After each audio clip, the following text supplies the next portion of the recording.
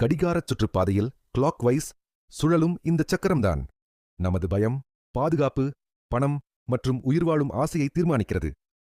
சித்தர்களின் வாசி யோகப் பயிற்சியினாலும் பிரபஞ்சச் சரணாகதியினாலும் இது சரியாக சூழலத் தொடங்கும்போது மனிதனுக்குள் இருக்கும் பயம் முற்றிலும் அழிந்து போகும். ஆனால் இந்த சக்கரம் தவறான முறையில் வெளிப்படைந்தால் என்ன நடக்கும் தெரியுமா?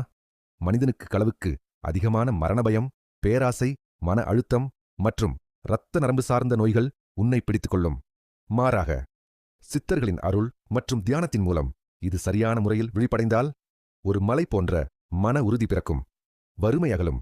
உடலின் நோய் எதிர்ப்புச் சக்தி 100 மடங்கு அதிகரித்து மரண பயமே இல்லாத கம்பீரம் உனக்குள் வந்துவிடும். அடித்தளம் பலமாக இல்லாமல் கோபுரம் உயர முடியாது.